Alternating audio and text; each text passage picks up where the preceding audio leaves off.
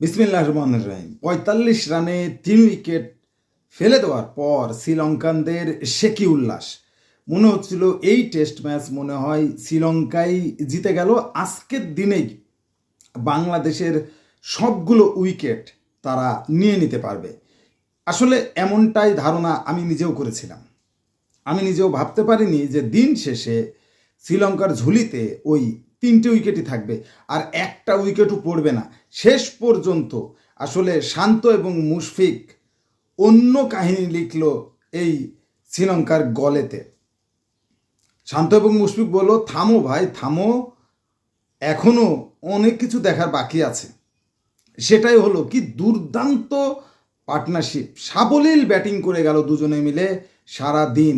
২৪৭ রানের দুর্দান্ত পার্টনারশিপ ৪৪৪ বল খেলে, অর্থাৎ একটা আদর্শ টেস্ট ম্যাচের জন্য যেমনটা পার্টনারশিপ দরকার তেমনটাই। এবং এমন দুইজন পার্টনারশিপটা করলো যে দুজনেরই আসলে প্রমাণ করার কিছু নেই, তারপরও আসলে তারা প্রমাণ করলো, এখনও তারা কেউ ফুরিয়ে যায়নি। মুশফিক দীর্ঘদিন ধরে সেঞ্চুরি পাচ্ছিল না, এটা তার ১২তম টেস্ট 100, যেটা আসলে ১০ মাস আগে সে একটা টেস্ট 100 পেয়েছে। আর শান্ত, তার কথা তো বাদই দিতে হবে, একেতেই ক্যাপ্টেন, ফর্মে নেই, কি একটা অবস্থা। ৬ নম্বর সেঞ্চুরি এটা শান্তর, এবং শেষ সেঞ্চুরিটা করেছিল শান্ত ১.৫ বছর আগে নিউজিল্যান্ডের বিপক্ষে এই টেস্ট ম্যাচে। সুতরাং কতটা চাপে ছিল শান্ত, এবং চাপের ভেতরে থেকে সর্বোচ্চটা বের করে দিল শান্ত, উজাড় করে দিল একেবারে। সত্যি যে ইনিংস আজকে শান্ত এবং মুশফিকুর দুজন মিলে খেলেছেন অসাধারণ। শ্রীলঙ্কার বিরুদ্ধে মুশফিক বরাবরই ভালো ব্যাটিং করে থাকে, এবং শ্রীলঙ্কার মাটিতে হলে তো কথাই নেই। সকালে টসে জয়লাভ করে বাংলাদেশ দল ব্যাটিংটা নেয়, কিন্তু শুরুটা বিজয় ০ দিয়ে শুরু করে। ১০টা বল খেলে সংগ্রাম করে কোনো রান করতে পারলো না বিজয়। একের পর এক সুযোগ পাচ্ছে বিজয়, কিন্তু ভালো করতে পারছে না। এটা আসলে তার কনফিডেন্স লেভেলকে নিচের দিকে করে দিচ্ছে। টেস্ট স্পেশালিস্ট সাদমান ৫৩ বল খেলে ১৪ রান করে আউট হয়। ক্রিজে টিকে কিভাবে ১৪ রান করে সে আউট হয় এটা আসলে বলাই কঠিন একটা ব্যাপার।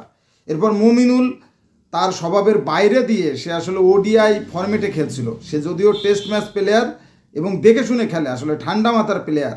৩৩ বলে ২৯ করে একটা ওডিআই সুলভ ম্যাচ সে খেলেছে আজকে, ৪টে ৪ মেরেছে। এবং সবথেকে বড় ব্যাপার, ৪৫ রানে যখন মুমিনুল আউট হয়, দলীয় ৪৫ রানে যখন বাংলাদেশে ৩ উইকেট পড়ে, তার ২৯ রানই মুমিনুলের। তাহলে অবস্থাটা কি? এই ৪৫ রানে ৩ উইকেট পড়া পর্যন্তই শ্রীলঙ্কানদের মুখে হাসি ছিল। এরপরে সেই হাসি উবে যায় মুশফিক এবং শান্তর এই দুর্দান্ত অপরাজিত পার্টনারশিপে। অসাধারণ পার্টনারশিপ। প্রথমে সেঞ্চুরিটা অবশ্য শান্তই করেছে। ১৩৬ রানের একটা ঝকঝকে চকচকে ইনিংস খেলে নট আউট শান্ত। ২৬০ বলে ৫২ স্ট্রাইক রেটে ব্যাট করেছে, একেবারে আদর্শ টেস্ট ইনিংস। ১৪টা ৪, একটা বিশাল ছক্কা হাঁকিয়েছে শান্ত। মুশফিক তার থেকেও যেন আরও শান্ত, ৪ ছক্কা মারবেনই না এমন একটা ব্যাপার। মাত্র ৫টা ৪ মেরেছে মুশফিক, তার এই সেঞ্চুরিতে ৫টা ৪ মেরেছে। ১০৫ বলে ১৮৬ বলে ১০৫ রানের ইনিংস খেলে not out Mushfiqur. Strike rate অবশ্য শান্তর থেকে একটু ভালো, ৫৬।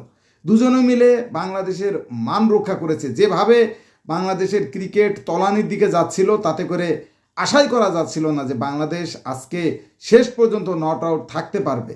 সেটা আসলে আশা করা অলিক স্বপ্নের মতো ছিল। সেই জায়গা থেকে ২৯২ রান পর্যন্ত তুলতে পারে, যেখানে ৪৫ রানে ৩ উইকেট পড়ে, সেখানে শেষ পর্যন্ত ২৯২ রান তুলেছে বাংলাদেশ ৩ উইকেট হারিয়ে। এটা হলো সব থেকে বড় ব্যাপার। প্রথম দিন শেষ, পুরো দিনটাই বাংলাদেশের পক্ষে চলে গেছে। এখনও শান্ত ব্যাটিং বাকি, এখন লিটনের ব্যাটিং বাকি আছে, জাকিরের ব্যাটিং বাকি আছে।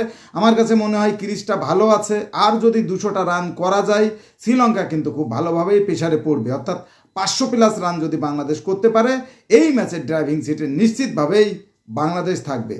স্পোর্টসের সর্বশেষ আপডেট জানতে স্পোর্টস ফিভার চ্যানেলটি এক্ষুনি সাবস্ক্রাইব করে বেল আইকন বাজিয়ে দাও। ধন্যবাদ।